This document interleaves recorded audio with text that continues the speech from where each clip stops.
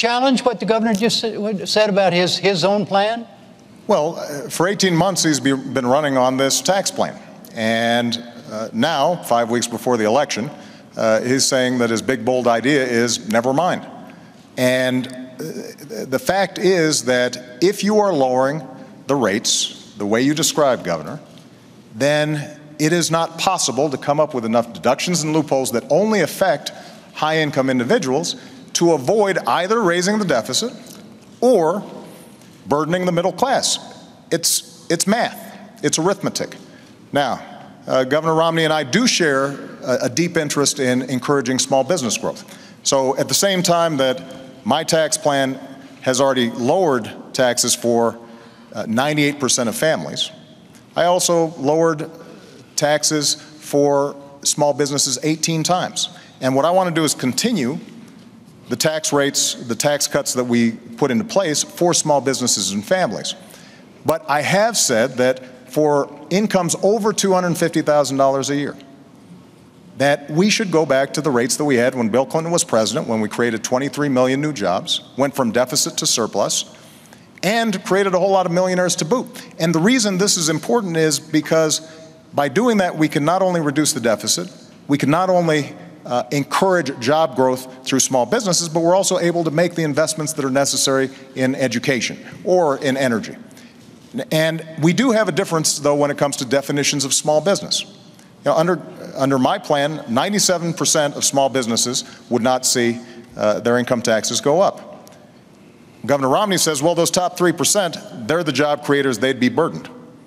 But under Governor Romney's definition, there are a whole bunch of millionaires and billionaires who are small businesses. Donald Trump is a small business.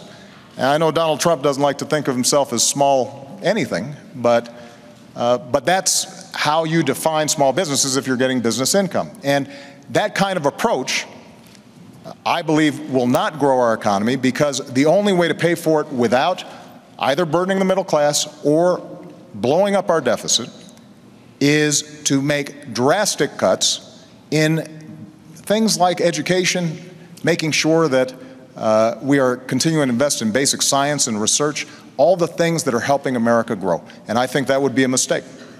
All right. Jim, let me just come back on that point, which just is these small businesses we're talking about. Excuse me, just so everybody understands. Yeah. We're way over our first 15 minutes. It's fun, isn't it? It's okay. It's great. That's great. okay. No problem. You all don't have a problem. I don't have a problem, because we're still on the economy. Right. But we're going to come back to taxes and we're going to move on to the deficit and a lot of other things too. Okay, but go ahead, sir. You bet. Well, Mr. President, you're absolutely right, which is that with regards to 97% of the businesses are not taxed at the 35% tax rate. They're taxed at a lower rate. But those businesses that are in the last 3% of businesses happen to employ half of all the people who work in small business. Those are the businesses that employ 1/4 of all the workers in America. And your plan is to take their tax rate from 35% to 40%. Now, I talked to a guy who has a very small business. He's in the electronics business in St. Louis. He has 4 employees. He said he and his son calculated how much they pay in taxes. Mm-hmm. Federal income tax, federal payroll tax, state income tax, state sales tax, state property tax, gasoline tax. It added up to well over 50% of what they earned. And your plan is to take the tax rate on successful small businesses from 35% to 40%. The National Federation of Independent Businesses has said that will cost 700,000 jobs. I don't want to cost jobs. My priority is jobs. And so what I do is I bring down the tax rates, lower deductions and exemptions. The same idea behind Bowles-Simpson, by the way. Get the rates down, lower deductions and exemptions to create more jobs, because there's nothing better for getting us to a balanced budget than having more people working, earning more money, paying more taxes. That's by far the most effective and efficient way to get this budget balanced. Jim, you may want to move on to another topic, but I would just say this to the American people. If you believe that we can cut taxes by $5 trillion and add $2 trillion in additional spending that the military is not asking for, $7 trillion, just to give you a sense, over 10 years, that's more than our entire defense budget. And you think that by closing loopholes and deductions for the well-to-do, somehow you will not end up picking up the tab, then Governor Romney's plan may work for you. But I think math, common sense, and our history shows us that's not a recipe for job growth. Look, we've tried this. We've tried both approaches. The approach that Governor Romney is talking about is the same sales pitch that was made in 2001 and 2003. And we ended up with the slowest job growth in 50 years. We ended up moving from surplus to deficits, and it all culminated in the worst financial crisis since the Great Depression. Bill Clinton tried the approach that I'm talking about. We created 23 million new jobs. We went from deficit to surplus, and businesses did very well. So in some ways, we've got some data on which approach is more likely to create jobs and opportunity for Americans. And I believe that the economy works best when middle-class families are getting tax breaks so that they've got some money in their pockets. And those of us who have done extraordinarily well because of this magnificent country that we live in, that we can afford to do a little bit more to make sure we're not blowing up the deficit. Jim, the president began this segment, so I think I get the last word. So I'm going to take it. You're going to get the first word in the next segment. Well, but he gets the first word of that segment. I get the last word of that segment. I hope. Let me just make this comment. First of all, let me repeat what I said. I'm not in favor of a $5 trillion tax cut. That's not my plan. My plan is not to put in place any tax cut that will add to the deficit. That's point one. So you may keep referring to it as a $5 trillion tax cut, but that's not my plan. Okay. Number two, let's look at history. My plan is not like anything that's been tried before. My plan is to bring down rates, but also bring down deductions and exemptions and credits at the same time so the revenue stays in, but that we bring down rates to get more people working. My priority is putting people back to work in America. They're suffering in this country. And we talk about evidence. Look at the evidence of the last 4 years. It's absolutely extraordinary. We've got 23 million people out of work or stop looking for work in this country. All right. We've got, when the president took office, 32 million people on food stamps, 47 million on food stamps today.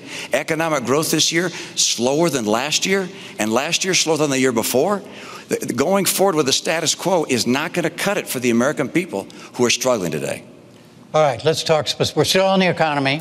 This is theoretically now a second segment still on the economy, and specifically on what to do about the federal deficit, the federal debt. And the question, you each have 2 minutes on this, and Governor Romney, you go first because the president went first on segment one. And the question is this: what are the differences between the two of you as to how you would go about tackling the deficit problem in this country? Well, good. I'm glad you raised that, and it's a critical issue. I think it's not just an economic issue. I think it's a moral issue. I think it's frankly not moral for my generation to keep spending massively more than we take in, knowing those burdens are going to be passed on to the next generation. And they're going to be paying the interest and the principal all their lives. And the amount of debt we're adding at $1 trillion a year is simply not moral. So how do we deal with it?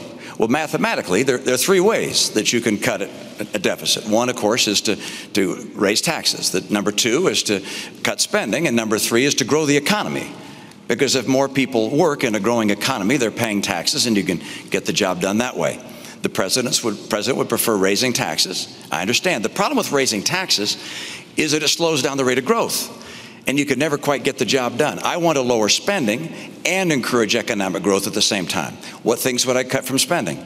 Well, first of all, I will eliminate all programs by this test if they don't pass it. Is the program so critical it's worth borrowing money from China to pay for it? And if not, I'll get rid of it. Obamacare is on my list. I apologize, Mr. President. I use that term with all respect, by the way. Good. Okay, good. So I'll get rid of that. I'm sorry, Jim. I'm going to stop the subsidy to PBS. I'm going to stop other things. I like PBS. I love Big Bird. I actually like you too. But I'm not going to keep on spending money on things to borrow money from China to pay for. So that's number 1. Number 2, I'll take programs that are currently good programs, but I think could be run more efficiently at the state level and send them to the state. Number 3, I'll make government more efficient and to cut back the number of employees, combine some agencies and departments. My cutbacks will be done through attrition, by the way. This is the approach we have to take to get America to a balanced budget. The president said he'd cut the deficit in half. Unfortunately, he doubled it. $1 trillion deficits for the last 4 years. The president's put in place as much public debt, almost as much debt held by the public as all prior presidents combined. Mr. President.